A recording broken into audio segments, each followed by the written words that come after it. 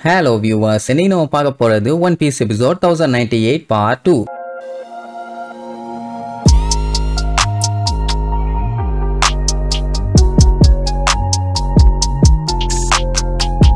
Open பண்ணா கமபக்கா island இருக்குல்ல, அங்க குமாவை காட்டுறாங்க. அவனை எப்படியாச்சும் ரிப்பேர் பண்ணி பழையபடி நார்மல் ஆக்கிடலாம் அப்படின்னு சொல்லிட்டு தீவிரமா வேலையை பார்ப்பாங்க. பட் அவன் என்ன ஆச்சுன்னு தெரியல, பாடியில மாட்டி வச்சு ரெடி பண்ணிட்டு இருந்த எல்லா ஒயரையுமே பிச்சுக்கிட்டு போவான். எல்லாம் இருடா, அவசரப்படாத, நீ இன்னும் ஃபுல்லா கியூர் ஆகல, சொன்னா கேளுன்னு எவ்வளவோ சொல்லி பார்ப்பாங்க. ஆனா கேட்கவே மாட்டான், அவன் பாட்டுக்கு போவான். சரி வெறி கொண்டு பிச்சுக்கிட்டு போனானே, வேற ஏதாச்சும் வெறித்தனமா பண்ணுவான்னு பார்த்தா மூதேவி 4 ஸ்டெப் எடுத்து வச்சுட்டு அங்கேயே மயக்கம் போட்டு பொத்துன்னு விழுந்துருவான். உடனேயே 4 போட்டு அப்படியே அமுக்கி வச்சிருந்தாங்கன்னா கூட பஞ்சாயத்துல போல. ஆமா என்ன ஆச்சு, இவனுக்கு மூளையில குழம்பி போச்சா, ஏன் அப்படி பண்ணிட்டு இருக்கான்னு எல்லாம் யோசிச்சுட்டு இருக்கும் போது மறுபடியும் எந்திரிச்சு குடு குடு குடு குடுன்னு ஓட ஆரம்பிச்சிருவான். அவ்வளவுதான் நம்ம தலைவர் டிராகனுக்கே காண்டாயிரும். டேய் எங்கடா போற, என்ன பண்ணிட்டு இருக்கன்னு கத்துவாரு. அவன் பாட்டுக்கு கண்டுக்காம நெஞ்சில மாட்டி இருந்த எல்லா ஒயரையும் பிச்சு போட்டுட்டு பிச்சுக்கிட்டு ஓடுவான், அதுவும் பீச்சை நோக்கி. இவனை எப்படியாச்சும் தடுத்தே ஆகணும்னு எல்லாம் வெறி கொண்டு விரட்டுவாங்க. அதுலயும் நம்ம இவான் கொள்ளலாம், ரெவல்யூஷனரி ஆர்மி ஸ்டார்ட் ஆனதுல இருந்தே நீ எங்க கூட இருக்க, இப்பவும் நீ எங்க கூட இரு, எங்களுக்கு நீ தேவைன்னு சொல்லி வாய மூடல. அவனோட ஹேண்ட்ஸை யூஸ் பண்ணி அவன் மேல ஒரு அடி அடிப்பான். அவ்வளவுதான், டப்புன்னு ஆள் காணாம போயிருவான். எல்லாத்துக்குமே ரொம்ப கவலையாயிரும், மெயினா நம்ம டிராகனுக்கு. ஏன்னா இவனை கஷ்டப்பட்டு குஷ்டப்பட்டு நஷ்டப்பட்டு சாபோ இங்க கொண்டு வந்து சேர்த்தான். கடைசியில இப்படி ஓடுவான்னு எதிர்பார்க்கல. அதே நேரம் இங்க சைபர் போல ஆளுங்க வந்துட்டு இருந்தாங்கல்ல, அவங்க கிட்ட பித்தாகரஸ் டைரக்டாவே சொல்லிடுவான், இந்த மாதிரி நீங்க உள்ள வர்றத நாங்க டினை பண்றோம், கூப்பிட்டுட்டு வந்த எங்களோட செரஃபிமே இங்கேயே விட்டுட்டு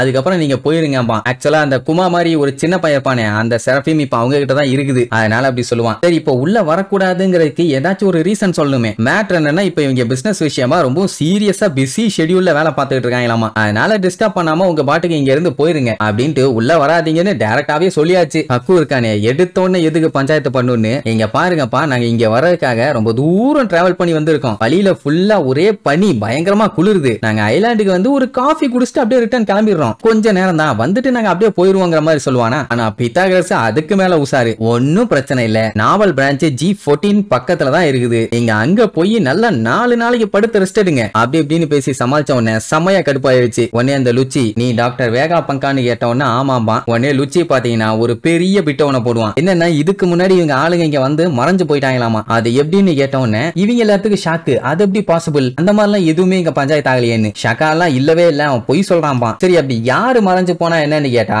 2 மாசத்துக்கு முன்னாடி சைபர் போல் நம்பர் 5 ஷிப் வந்துச்சான், 1 மாசத்துக்கு முன்னாடி சைபர் போல் நம்பர் 7, 2 வாரத்துக்கு முன்னாடி சைபர் போல் நம்பர் 8. சோ இப்படி கவர்மெண்டால அனுப்பப்பட்ட இந்த ஆளுங்க இங்க வந்துட்டு ரிட்டர்ன் வந்ததுக்கான எந்த ஒரு ப்ரூஃபுமே இல்ல. சொல்ல போனா யாருமே ரிட்டர்ன் வரல. ஏன் எதுக்குன்னு கேட்டவன ஒரே குழப்பம். பித்தாகரஸ் கேட்டுட்டு ஷாக் ஆயிடுவான். ஏன்டா இதெல்லாம் உண்மையா, வாய்ப்பே இல்ல, எங்க கிட்ட வந்துட்டு அவங்க ரிட்டர்ன் போனதுக்கான ரெக்கார்ட்ஸ் எல்லாம் இருக்குது, வேற ஏதோ பிரச்சனை, எங்களுக்கு எல்லாம் எதுவும் தெரியாதுன்னு சொல்லும் போது லிலித் செம கடுப்பாயி அந்த போனை புடுங்கி, என்னடா பேசிட்டு இருக்க மூலகட்ட முட்டா பாயல, எங்க மேல சந்தேகப்படுறியா, நாங்க சைபர் போல்ட்ட சண்டை போடுவோமாடா அறிவு கட்டவனே அப்படி இப்படின்னு வண்ட வண்டியா திட்டுவான். அவனுக்கு எவ்வளவோ சொல்லுவானுங்க, கொஞ்சம் சைலண்டா இருமா, அவனுங்க எல்லாம் நார்மலான ஆள் இல்ல, நாக்க புடிச்சு கடிச்சு வச்சிருவானுங்க, அதனால பேசாம இருன்னு சொன்னா அவ கேட்கவே மாட்டா. நாங்கெல்லாம் யாரையும் இதுவும் பண்ணல, உனக்கு டவுட் இருந்துச்சுன்னா நீ வேணா உள்ள வந்து செக் பண்ணி பாருன்னு வேற சொல்லிடுவான். அவனுங்களை உள்ள விடக்கூடாதுங்கிறதா நோக்கம். இவன் ஆத்திரத்துல அவ இஷ்டத்துக்கு கத்திட்டு இருக்கான். இப்ப தெரியுதா, கோவப்பட்டா மூளை வேலை செய்யாதுன்னு. கஷ்டப்பட்டு பித்தாகரஸ் போனை புடிங்க, அதெல்லாம் எங்களால எதுவும் பண்ண முடியாது, அவங்க வந்துட்டு போனதை எங்களால உறுதியா சொல்ல முடியும், நீங்க பேசாம நான் சொன்னதை செஞ்சுட்டு இங்க இருந்து உடனே கிளம்புங்கன்னு சொல்லிட்டு போனை வச்சிருவான். உடனே அவன் ஆளுகளாம் இப்ப என்ன பண்ணலான்னு லுச்சி கிட்ட கேட்டவன, நமக்கு வேற வழியே இல்ல, அதை பண்ணித்தான் ஆகணும்னு வில்லத்தனமா பேசுவாங்க.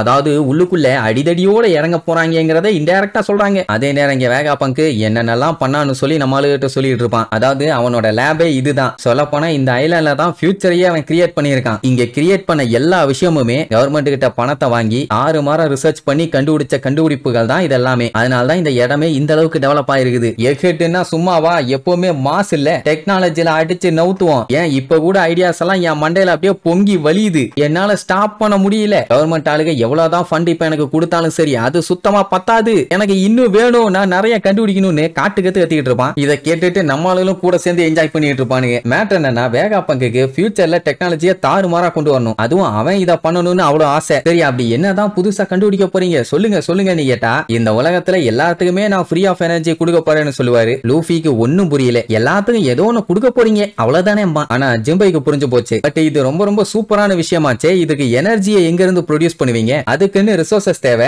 எல்லாருமே போரு வாருன்னு சொல்லி மாத்தி மாத்தி அடிச்சுக்கிட்டு இருக்காங்க. அதுக்கு நடுவுல இது எப்படி பாசிபிள்னு கேட்கும்போது அதெல்லாம் முடியும். எனர்ஜி எல்லா இடத்துலயும் இருக்குது. இதோ இங்க இருக்குது, அதோ அங்க கத்துற குழந்தைகிட்ட இருக்குது, குத்துற கொலகாரன்ட்ட இருக்குது, எல்லா இடத்துலயும் இருக்குது. ஏன் இந்த உலகமே ஃபுல் ஆஃப் எனர்ஜி தான். அது எல்லாத்தையுமே ஒரு டேஞ்சபிள் பவரா கரெக்டா கன்வெர்ட் பண்ணாலே போதும். போருக்கான எந்த அவசியமும் கிடையாது. ஏன்னா ரிசோர்சஸ் காண்டி தானே எல்லாம் மாத்தி மாத்தி அடிச்சுக்கிறாங்க. சோ அதெல்லாத்தையும் தடுக்க இந்த சயின்ஸால மட்டும்தான் முடியும். கண்டிப்பா இது ஒரு நாள் இல்ல ஒரு நாள் நடக்கத்தான் போகுது அப்படின்ட்டு பயங்கர இன்ட்ரெஸ்டோட சொல்லுவான். லூஃபிக்கு தான் ஒண்ணும் புரியலையே. ஒண்ணு மட்டும் புரியுது. இந்த மாதிரி எல்லாம் மத்தவங்க எல்லாத்தையும் சந்தோஷப்படுத்தினா அவங்கள ஹீரோன்னு சொல்லுவாங்க. பட் நம்மளுக்கு தான் அது சுத்தமா பிடிக்காதே. அதனால இங்க இருந்து கிளம்பலாம்பா. இப்ப மேட்டர் என்னன்னா, எந்த அளவுக்கு அதிக எனர்ஜியை இவர் கிரியேட் பண்ண ட்ரை பண்றாரோ அந்த அளவுக்கு ஆன்ஷியன்ட் எனர்ஜியோட பவர் சோர்ஸ் கிட்ட நெருங்கி போலாம். அண்ட் ஒரு சயின்டிஸ்டா இருக்கும்போது அவரோட கிரியேட்டிவிட்டியை பீக்குக்கு கொண்டு போகணும்னு தான் ஆசைப்படுவாரு. அப்படித்தானே எந்த ஒரு சயின்டிஸ்டா இருந்தாலும் நினைப்பாங்க. இப்போ வேகாபங்க் அந்த தடை செய்யப்பட்ட ஹிஸ்டரியை படிக்கும் போது என்ன அதுல கத்துக்கிட்டாருன்னா, அவரோட ஃப்ரெண்டோட வில்ல இன்னும் டீப் அண்ட் டீப்பா கேரி பண்ணி கொண்டு போகணும். அவ்வளவுதான். எப்படி இதெல்லாம் இங்க பேசிட்டு இருக்கும் போதே அங்க இவங்க உருவாக்கி வச்சிருந்த சீபீஸ்ட் சைஃபர் போல் வந்த கப்பலை பாத்தீங்கன்னா கண்ணா பின்னான்னு அட்டாக் பண்ணி நொறுக்கி தள்ளிடுங்க. அவ்வளவுதான், அவனுக்கு சோலி முடிஞ்சுன்னு பார்த்தா